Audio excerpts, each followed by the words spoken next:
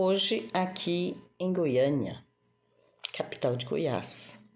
Lembrando que era a cidade de Goiás, antiga Vila Boa, ou Goiás Velho, fundada em 1729, no auge do ciclo do ouro, que era a capital do estado de Goiás, até 1937, quando a sede do governo foi transferida para Goiânia.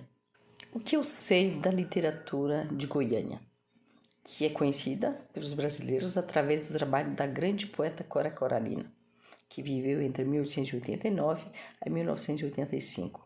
Sei que Leodegária de Jesus, também poetisa e negra, foi a primeira mulher a publicar um livro em Goiás, Coroa de Lírios, em 1906. Nos seus 17 anos, um texto que foi escrito pelos seus 14 e 15 anos. Ela foi amiga de Cora.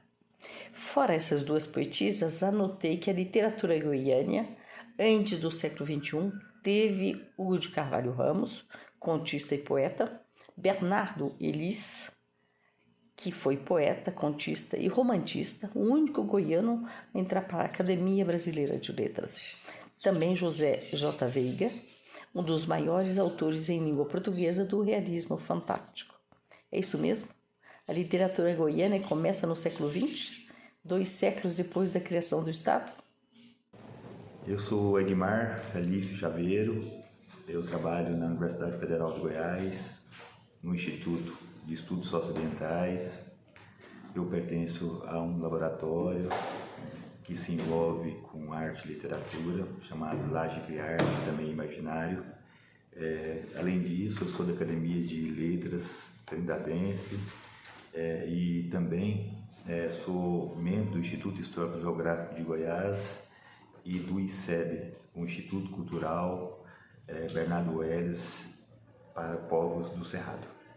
Eu sou Valéria Cristina Pereira da Silva, sou professora da Universidade Federal de Goiás, também pertenço ao Instituto de Estudos Socioambientais e o laboratório vinculado a este se chama Laje Criarte, Laboratório de Geografia, Imaginário, Criatividade e Arte.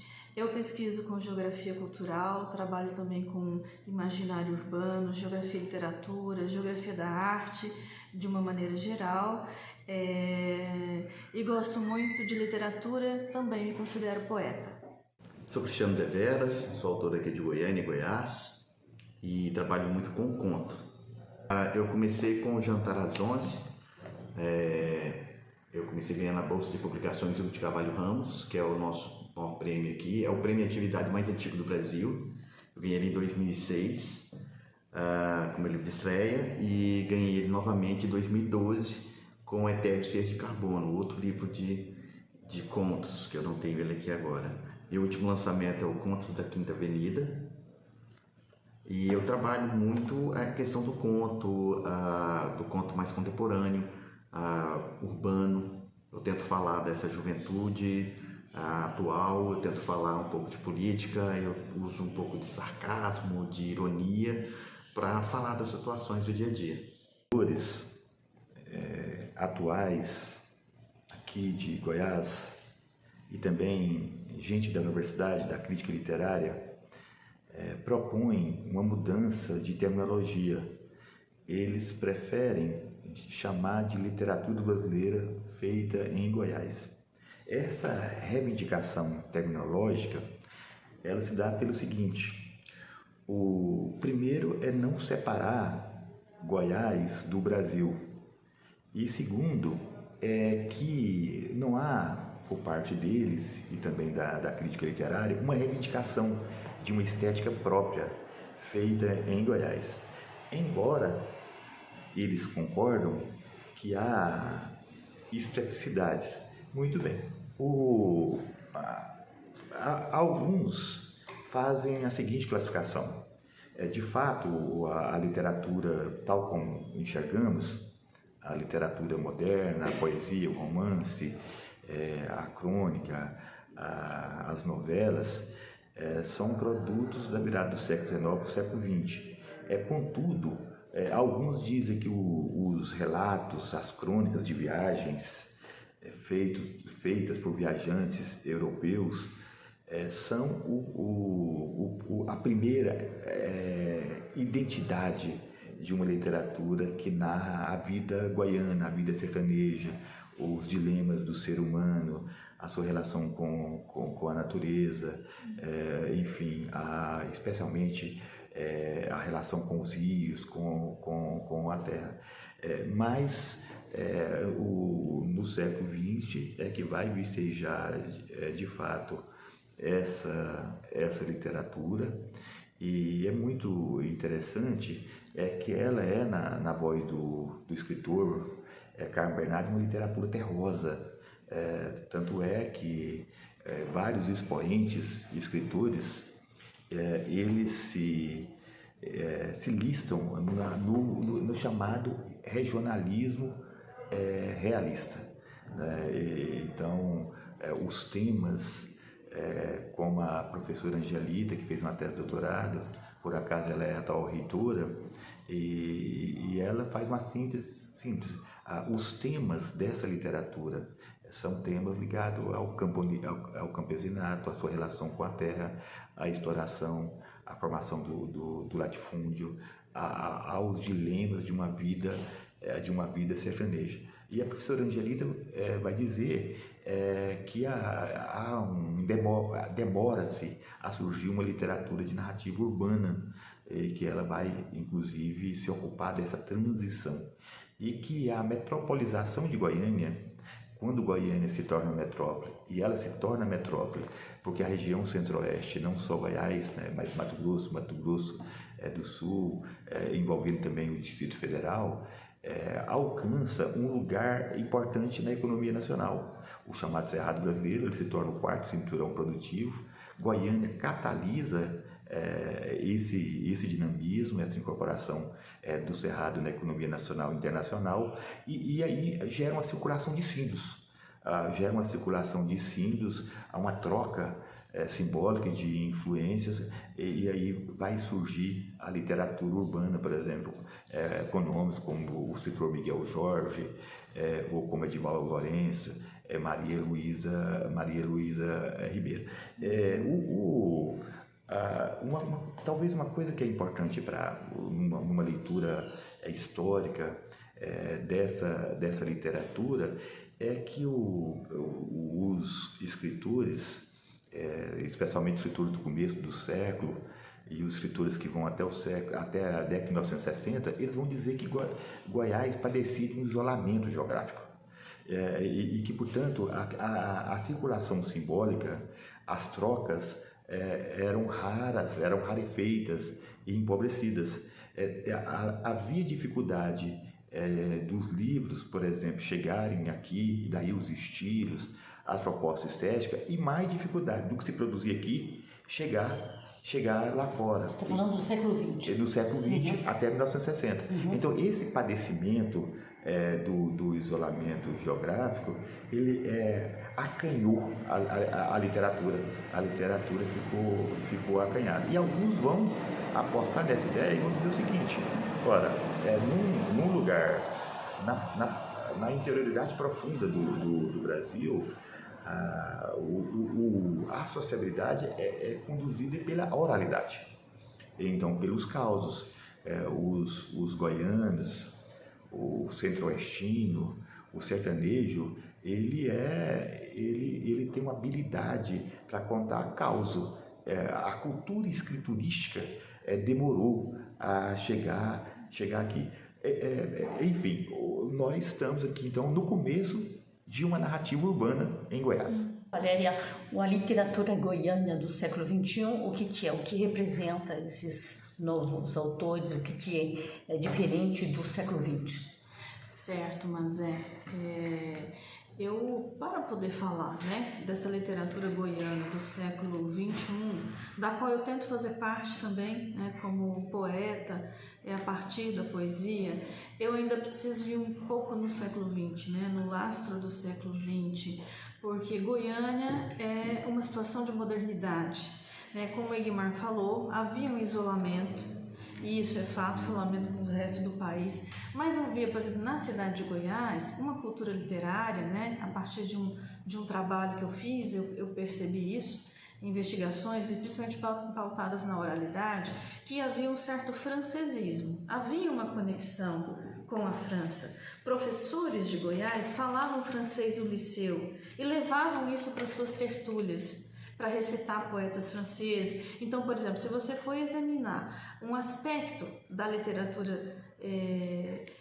goiana, né, que está na cidade de Goiás particularmente, e do qual eu acredito que Goiânia vai herdar um pouco, né, dessa cultura literária da cidade de Goiás, como a outra capital, a nova capital, né? Então você vai ter isso, obras que vão ter um misto de poemas em francês, como é o caso, né, da Augusta de Faro, que vai escrever os devaneios. Érico Curado também, você percebe um misto de simbolismo, de romantismo, de parnasianismo também, né, nesses literatos, e que vão, de uma certa forma, legar isso, né, deixar isso como um legado. Por exemplo, eu percebo uma certa continuidade em Érico Curado e, por exemplo, José de Mendonça Teles, Gilberto de Mendonça Teles, né? São dois irmãos escritores, José de Mendonça Teles, que faleceu há pouco, Gilberto de Mendonça Teles, que ainda é vivo, que a gente pode considerar do século XXI, mas ele atravessa a literatura dele, né, ao longo do século, e ele é muito referendado, né? Por exemplo, Gilberto de Mendonça Teles, a primeira vez que eu cheguei em Portugal, no Porto, e fui na biblioteca do Porto, eu me deparei com a obra do Gilberto de Mendonça Teles, né, a obra poética. Ele é muito estudado também na academia, né, e ele está até hoje. Por exemplo, ele participou com uma entrevista para mim nesse projeto de entender um pouco dessa literatura goiana, né? E o que eu percebo? Tanto já no século XX como no século XXI, a literatura goiana e goianiense também, eu vou falar muito a partir, né, do reflexo que é a cidade de Goiânia. Você tem de tudo. Você tem conto, né? Já no século XX você tem conto, você tem romance, você tem poesia. E a própria cidade, ela seleciona isso em coleções especiais, né? Em coletâneas. Quando a cidade fez 60 anos, ela lançou uma coletânea de poetas, onde estão poetas que fizeram, né, aí todo o seu trajeto no século XX, mas estão também no século XXI, são também do século XXI, chegam até nós, como o Egmar falou, o Edival Lourenço, o próprio Gilberto de Mendonça Teles, José de Mendonça Teles, né, Maria Luísa Ribeiro com o romance surrealista, né, e ela escreve não só o romance, mas também escreve livros infantis. Eu tive o privilégio de analisar 4 livros infantis, e ela traz temas, por exemplo, que seriam difíceis de tratar, que tem a ver com a emoção. Por exemplo, ela trata na literatura infantil dela, ela trata da inveja, ela trata do ciúme, né? Ela trata da competição. Então ela trata dessas emoções que são difíceis, ela lida com temas difíceis, e ela é muito contemporânea, né? E ela está aqui, saiu recentemente também, né, uma coletânea de artigos, de textos, analisando essa obra, né, da Maria Luísa Ribeiro. Nós já tivemos teses aqui, inclusive a nossa reitora fez uma tese, Angelita Lima, que retrata muito essa literatura contemporânea, né? E ela estudou isso a partir das espacialidades que essa literatura traz. Eu também lido com isso, o Egmar também, a partir também dessas espacialidades, né? Então ela trabalhou com a Centopeia de Neon, que é um romance, né, de Edival Lourenço. Ela trabalhou com Os Cordeiros do Abismo, que é esse livro da Maria Luísa Ribeiro, e entre outros autores, né? Inclusive retomando o próprio nome de Goiânia, que vem de um poema épico. Então Goiânia estaria num poema, e o nome da cidade começa com a literatura. Então Goiânia nasce, eu acredito, marcada pela literatura, sem falar no nome do Bernardo Ellis, que é conhecido nacionalmente. Eu entendo, compreendo e aceito, e acho que é importante isso, né? Porque o regionalismo, ele não foi positivo para os autores, né? Quando um autor é circunscrito ao regionalismo, é como se ele ficasse ali, como se o trabalho desse não pudesse ser universal, né? Então eu acho que essa é uma reivindicação muito justa para os autores que nós temos aqui, e que lutam também por consagração, né? Por exemplo, século XXI, um autor que escreveu, né, durante boa parte do século XX e chega ao século XXI com obras muito atuais, né? Como é o caso do Miguel Jorge, que também foi citado pelo Egmar. Ele também é um expoente da literatura goiana, vamos dizer assim, né? Local e regional goianiense. E ele, por exemplo, continua produzindo romances. Ele produziu um dos últimos livros chamado Em Busca do Coração, no sábado à noite, né? Eu também, com uma aluna fez um PIBIC sobre esse livro, e ela constatou, por exemplo, que ele se baseia muitas vezes em fatos reais, ou seja, é uma ficção, mas tem um fundo de realidade, de acontecimentos, né, como por exemplo a questão da violência, de crimes que aconteciam na cidade, que foram retratados pela mídia e que vão ser de alguma forma lidos, relidos, né, literariamente através da obra do Miguel Jorge. Então você tem assim uma gama muito grande de autores. Seria difícil falar dos autores, né, goianos, porque eles não são poucos. Né, desde contos, né, contos que vão entrando aí na memória popular, por exemplo, um conto que foi lido, né, no grupo do Egmar, que eu gostei muito, que é aquele, como é que é essa?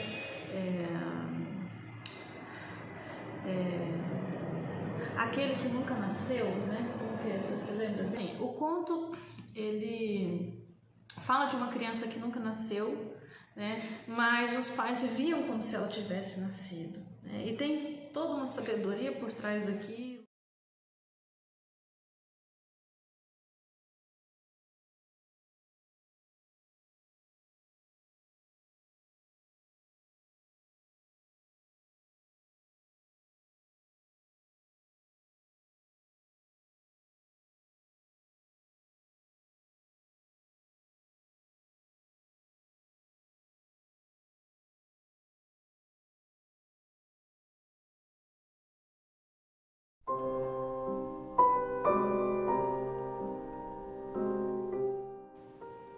Quero um poema como a água na fonte, pura e gélida, qual vapor na vidraça de um dia de inverno, que umedeça teus lábios e toque minha fonte, vinda de uma concha batismal.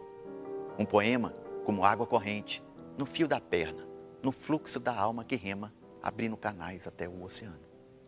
Um poema como a água de um rio que ri, como o riso do balde que desce ao poço, sabendo que será saciado. Um poema como o verniz do orvalho e a chuva do chafariz. Tem um literato aqui de Goiás chamado Geraldo Coelho Vaz, um ativista também, e ele se envolveu na gestão cultural, e ele tem uma ideia, me parece muito importante, que ele diz que quando as universidades são implantadas em Goiânia, a PUC, a Pontífice Universidade Católica, e a Universidade Federal de Goiás, as universidades geram um movimento na literatura. Elas se tornam braços longos da literatura. E o Edival Lourenço, que é um escritor, ganhou um prêmio Jabuti, dessa seta urbana. Ele também sublinha que a construção de Brasília, aqui no Cerrado, né, no coração do sertão, também foi um elemento importante, né, para que os livros daqui, alguns escritores, algumas peças literárias, né, por exemplo, a Cora Coralina tem um poema, assim, uma oração do milho, que a meu ver é um poema, uma obra-prima.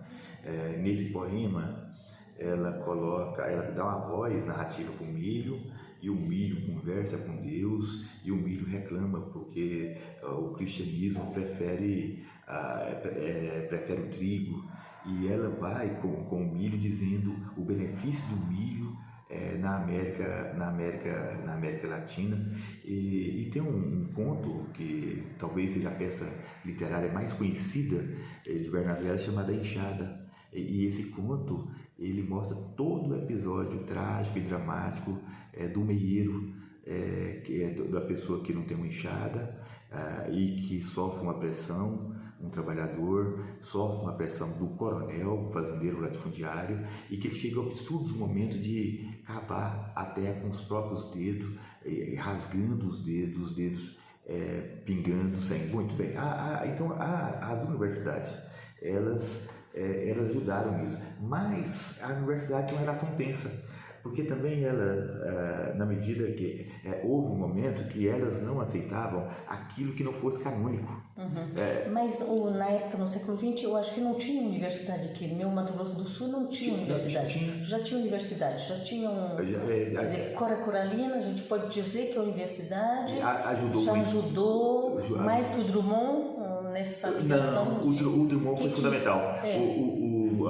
O reconhecimento do Drummond, e o Drummond vivia o auge, né? Como o reconhecimento do Alfredo Bós, do Antônio Cândido, de Altrazer Bataille, em relação ao Bernardo Ellis. E esses reconhecimentos dessas figuras canônicas em termos de Brasil, elas foram importantes. Agora, no lastreamento, eu penso que as universidades foram muito importantes. Só que eu estava dizendo que é tensa, porque a universidade também ela teve um período que ela tinha dificuldade de aceitar aquilo que não fosse canônico, né? Aquilo que não tivesse um cosmopolitismo, uma universalidade. Tem grupos de estudos e tem pesquisas feitas com esses escritores de Goiás. Então tem esse panorama. Agora, o que a Valéria disse, que é muito, que a meu ver ela está corretíssima, o mundo urbano ele é rico em fontes de estilos e de gêneros. Escritores e escritoras que fazem literatura, por exemplo, tem uma escritora aqui, a Ieda Schmaltz, que ela tinha uma poesia muito visceral, de uma intensidade muito grande, e tem uma literatura que surge de universitários, tem os diferentes grupos. A Valéria tem razão em dizer isso, que o mundo urbano espraiou as fontes. Agora, uma coisa que eu gostaria de enfatizar, houve um período que eu avaliava que a literatura feita aqui não era tão boa, do seu ponto de vista estético, etc. Quando eu fui fazer minha tese de doutorado, eu fiz uma revisão, fiz uma autocrítica, porque essa literatura ela tem um efeito documental. Ela não é um documento, ela tem um efeito documental muito grande. Eu penso que ela é a maior fonte para se entender Goiás por dentro. A alma interiorana. Entende-se a alma interiorana, entende-se o espaço sertanejo, com Hugo Carvalho Ramos, com Bernardo Ellis, com Coralina, com Léo Gária, com vários escritores. Então ela tem um efeito documental que não tem outro. E nela está esposado também o imaginário do homem e da mulher do sertão. Portanto, ela cumpre, na sua estética, ela cumpre um papel político. O que é preciso para desenvolver essa literatura num determinado lugar. Aqui em Goiânia, a gente tem editoras, a gente tem universidade. O que a gente tem para dar base a essa literatura? Certo, mas essa é uma ótima pergunta, né? Assim, como que eu vejo? Eu acredito que o espaço da capital, o espaço metropolitano, esse espaço urbano com força, ele é promotor e possibilita esse tipo de cultura literária, né? Esse tipo de arte. Por exemplo, eu acredito que o Brasil como um todo tem uma cultura narrativa, né? Por exemplo, quando você vai ver essa cultura narrativa no Nordeste, ela se manifesta na forma de cordel. O cordel, como diz o Igmar, ele capitaliza esse imaginário, as histórias, o vivido, e isso vai virando cordel. né? O vivido vai virando cordel. Aqui é o romance, é a poesia. E nós temos, no caso da capital, especificamente, né, que é onde eu concentro a minha leitura, a minha observação. Por exemplo, parece que a literatura ela vai absorver todas as angústias, os questionamentos da cidade planejada. Até fiz um trabalho sobre isso, né? Se chamava As Cidades do Tempo Ausente, para poder entender esse imaginário. Aqui em Goiânia, especificamente, tentando estudar a literatura, levantar os nomes, nós percebemos que havia muitos nomes, há uma lista imensa de literatos, né? E aí você pega ao longo do século XX e século XXI também, né? E também nomes importantes que apareciam no período de Goiás. Nós tivemos, né, digo assim, essa tradição literária. Teve na cidade de Goiás o jornal O Lar, que era um jornal feminino, feminista, né, de mulheres de uma certa maneira da elite ali daquela sociedade que organizavam esse jornal. Escrito especialmente por mulheres, onde os homens eram convidados. Então você tinha poemas do Érico Curado, mas era o espaço da mulher, a mulher que lutava pelo sufrágio universal. Então você teve isso na cidade de Goiás, né? Então olha só quantas coisas na cidade de Goiás. Você teve essas influências francesas na literatura e na cultura. Você teve a criação desse jornal com fotos dessas mulheres, né, entre os anos 20 e 30 que lutavam por isso, e ali já uma expressão literária. Por exemplo, a Leodegária de Jesus publicava quase todas as edições do jornal. Preciso dizer que era uma escritora negra? Sim, exatamente, uma escritora negra, e que tinha uma presença marcada no jornal O Lar, né? Então as nossas pesquisas evidenciavam quase cada página, assim, havia sempre uma publicação da Leodegária, né? Então ela tinha uma força muito grande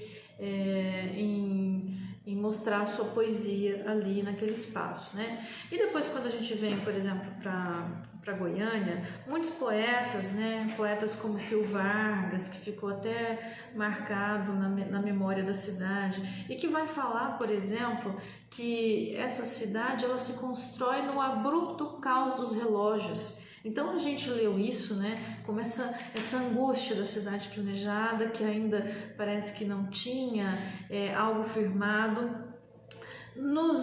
Foram nos anos 60, né, 50, que teve o batismo cultural da cidade. Aqui teve um batismo cultural. 54. Isso aqui foi muito literário. No 54 foi o Congresso Internacional de Literatura, que o Pamela deve. Isso, e depois já no final dos anos 50 para os anos 60, você vai ter o batismo cultural da cidade, que a gente tenta, ainda se esforça para ler todos os significados disso, que não está totalmente claro para nós, né? Mas era alguma coisa de dar um sentido a essa cidade, né? Porque a cidade planejada, como foi Goiânia, ela nasce pronta, e você vem ocupar um espaço que está pronto, né? Então, e é uma cidade muito nova ainda, acabou de completar 90 anos, né? Uma cidade muito nova. Então, há muitos efeitos, há muitos impactos psicológicos disso, e a literatura também vai retratar. Então, os escritores, romancistas e também poetas daquele período, né, que viveram aquela angústia dos anos 30 com a implantação da capital, com a mudança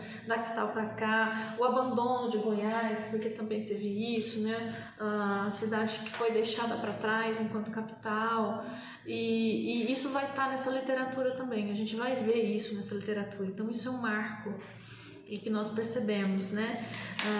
Por exemplo, o Eli Brasiliense, que escreveu Chão Vermelho, a protagonista do Chão Vermelho é Goiânia, essa Goiânia da construção, essa Goiânia que surge, mas ao mesmo tempo ela é ingrata com o trabalhador, com o pedreiro, né, que a constrói.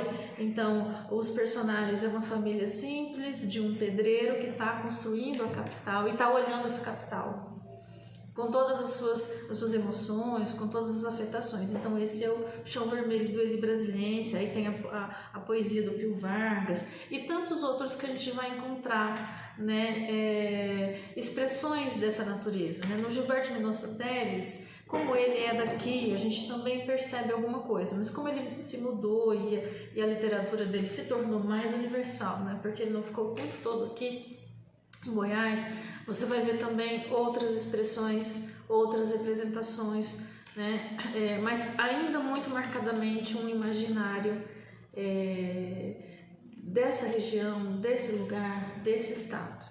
Né? Então nós temos tudo isso que a gente poderia estar apontando, né, da literatura. E depois vem outras questões históricas que também vão marcar, né?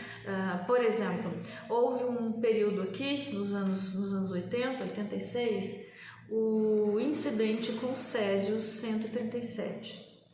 Isso também vai marcar parte da arte e da literatura goiana. Até um escritor e folclorista, né, um autor que trabalha muito com a questão da cultura, que é o Chaú, falou que é a literatura do trauma. Goiânia também tem um período da literatura do trauma, de quão impactante foi esse acidente do Césio 137. O que foi esse acidente? Foi um acidente radiológico que aconteceu aqui. Jogaram inadequadamente um equipamento de hospital, um equipamento de tratamento de câncer, e essa máquina foi aberta por pessoas que acabavam aí vivendo da reciclagem, né, desse processo de lidar com esses materiais, e indevidamente esse material estava lá e esse material foi aberto e o Césio foi exposto. Né? Então isso assim foi algo muito marcou a literatura, marcou a cidade, marcou Goiânia no restante do país. Foi aquele momento que a cidade saiu no Fantástico, né, da tragédia que tinha acontecido aqui. Muitas pessoas morreram, né, inclusive uma menina que ficou emblemática, que é a Leide das Neves, que era da família que coletou esse material. E a menina morreu, né, assim, de uma maneira muito trágica, foi sepultada de uma maneira muito trágica, e isso marcou. Então o Chaú chama que essa literatura de literatura do trauma, porque isso vai...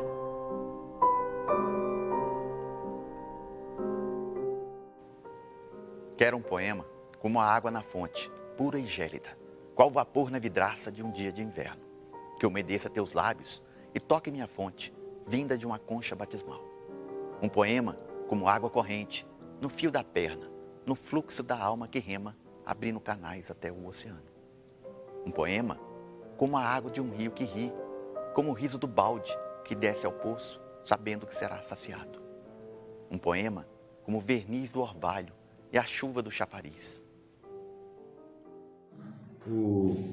A situação da produção literária, também da leitura, da disseminação da literatura, da ação da praxis literária, hoje ela vive um momento interessante em função de algumas instituições. A União Brasileira de Escritores, ela está muito ativa, ela agrega praticamente indistintivamente qualquer pessoa que tem um vínculo, e ali há um agenciamento de eventos, lançamento de livros e participação.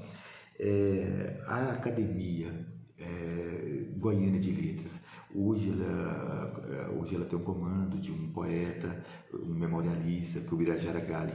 Hoje ela é muito ativa, ela tem todo mês, ela tem atividade e lotam. Então ela junta com outros campos da arte, por exemplo, com músicos, ela tem um projeto de todo ano, ela inscreve um escritor como o ano cultural daquele escritor, e junta-se várias palestrantes, estudiosos aqui de Goiás e de vários outros lugares. A Academia Feminina de Letras hoje está muito ativa também, composta pelas mulheres. A professora Elizabeth Caldeira, que dirige. O Instituto Histórico Geográfico de Goiás talvez seja o órgão que mais agrega atividades culturais, reúne gente da literatura, mas também do teatro, do cinema. E que interação com o público essas instituições têm? E especialmente agora, nesse período, todas estão propondo uma interação. O Instituto Histórico Geográfico de Goiás recebe escola, tem um programa de receber escola. Só esse ano recebeu mais de 2.000 alunos, e tem o ICEB, que é o Instituto Cultural e Educacional Bernardo Hélio para os Povos do Cerrado, que está desenvolvendo, junto com o Instituto Histórico Geográfico de Goiás, um grande projeto que é o Goiás Mais 300. O Goiás Mais 300 junta mais de 250 intelectuais para ressignificar a literatura, uma leitura de memória histórica de Goiás dos 300 anos e mais, os Goiás antes de existir institucionalmente. E o que, sob o ponto de vista assim, da organização estética, como no Brasil e certamente no mundo, há alguns elementos, por exemplo, a ligação de prosa e poesia, esses novos escritores fazem isso. Um literato que se interessa muito pelos temas urbanos, como a violência, o feminicídio, os grupos, como os grupos indígenas, a literatura indígena surge, tem gente que estuda a literatura feminista, a literatura negra, ou seja, hoje Goiânia e Goiás representa muito bem isso que acontece no campo das inovações estéticas, né? No campo das narrativas literárias. E há também muita reivindicação da oralidade. Os grupos querem se afirmar pela oralidade, né? E isso tem um sotaque muito forte no Brasil. O Ayrton Krenak, né, que é um indígena, ele foi o último que se apossou na Academia Brasileira de Letras. Então, esse ressoo dessa estética que junta prosa e poesia, que junta poesia performática virtual e poesia oral, isso tudo aqui, a poesia feminista, a poesia negra, se junta junto também com estudiosos, né? Agrega junto com estudiosos, com pesquisadores, né? E me parece, a minha avaliação é que nesse atual período é um período fértil. É um período de uma boa efervescência, especialmente dessas instituições que agenciam, né, geram um palco, né, para que literatos e a palavra escrita ganhem espaço. Acredito que, por exemplo, a maioria que a gente atribui são autores goianos, eles estão aqui e eu acho que boa parte estão na capital, né? Tem autores goianos, por exemplo, como eu falei, né, o nome de Gilberto Mendonça Teles, que não mora mais aqui hoje, né? Eu não tenho certeza, ele morava no Rio de Janeiro, mas ele não está mais aqui hoje. Ainda assim, ele é acreditado como um autor goiano, né? Mas eu acredito que os autores goianos contemporâneos, eles estão vinculados a esse lugar, né? Morando aqui permanentemente ou temporariamente, né? Por exemplo, Maria Luísa Ribeiro, que eu sei, viaja muito, fica muito tempo fora, mas ela é daqui, ela tem raízes aqui, ela passa parte do tempo aqui, e hoje você tem a possibilidade também, né? Como disse o Alisson, que é um aluno nosso, da ubiquidade do escritor, mas é a identidade que faz esse escritor goiano, né? Ele é goiano, ele trata com temas goianos, ele tem alguma coisa daqui que ele vai fazer dessa literatura um modo de expressão, né? Um modo de dizer disso. E é para saber, né, se você mora em Goiânia, você tem mais possibilidade de mostrar o teu trabalho que se você morasse no sul ou em outro ponto. É correto. No sul, você fala, do país? Não, no Goiás, sul de Goiás. Sim, Porque eu vejo, no Mato Grosso do certeza. Sul, a gente tem Campo Grande, mas tem Dourados que existe uma atividade literária importante. Com certeza. Eu acredito que a sinergia da metrópole, né, até meu projeto hoje é sobre isso, para mostrar que a sinergia da metrópole faz dessa cidade o lugar de todas as artes. Né, e a literatura inclusive, mas não só a literatura, o cinema, né? Nós temos aqui também, Goiânia é uma expressão cinematográfica, ela é meio invisível, mas aqui é uma cidade produtora de cinema, como é uma cidade produtora de literatura e outras artes plásticas, né? Então aqui você encontra de tudo, e aqui é onde está a sinergia para que isso se difunda com mais facilidade. Né, embora nós temos as virtualidades, né, por exemplo, é muito mais fácil, eu acho, você se movimentar para um edital, né, um edital de cultura, que sai aqui, por exemplo, que está vinculado, agora tem um aberto, por exemplo, da própria cidade. Então tem muitas coisas, né, o público também, ou seja, é mais fácil você estar perto das pessoas, né, nessa pulsação da capital. Eu acredito que sim. O espaço que Inhandá para o autor. Olha, a literatura de Goiás, como quase toda literatura no Brasil, ela anda muito cerceada para o autor, para quem é da terra. Se você for em qualquer livraria hoje aqui, você vai ver na primeira fileira os mais vendidos da Veja, os mais vendidos da lista de Hollywood, do New York Times, entendeu? É difícil você achar primariamente o autor brasileiro. Em se falando do autor goiano, em Goiânia, é muito difícil você encontrar ele. Então, a gente luta por um espaço aqui. Eu faço parte aqui da União Brasileira de Escritores, a seccional aqui de Goiás, e a gente vem fazendo um trabalho buscando abrir espaços na nossa própria comunidade. Eu faço muito mais evento fora de Goiás do que aqui, né? Um tanto por conta do Bar do Escritor, que é um coletivo de autores que eu faço parte desde 2006. A gente começou como uma comunidade de Orkut, onde a gente discutia literatura e cada um era convidado a produzir textos e colocar e todo mundo se autocriticar. A gente passou a publicar nossas próprias antologias, nós lançamos 6 antologias e entre os anos de 2010 a 2017 nós íamos todos os anos na Flip para fazer o lançamento desses livros. Então, a gente já fazia fora daqui. A gente escolhia a Flip porque era um ponto meio que convergente para todo mundo no Brasil, que eram autores de todo o país, né? A gente teve até participação de autores de fora, a gente teve um de Moçambique, outro de Portugal, e a gente se reunia lá para poder falar sobre literatura, trabalhar um pouco isso, fazer literatura, fazer saraus e também lançar nossos livros. Voltando ao trabalho que a gente faz aqui em Goiás, é tentar mostrar para o leitor goiano, despertar ele que é feito uma literatura de qualidade também. A gente tenta trabalhar aqui e, ao mesmo tempo, a gente tenta romper uma barreira que a gente chama de a barreira do Parnaíba, que é o rio que divide Goiás de Minas, né? E aí a gente fala assim, depois que passa lá, você está realmente no Brasil, aqui como se fosse um Brasil diferente.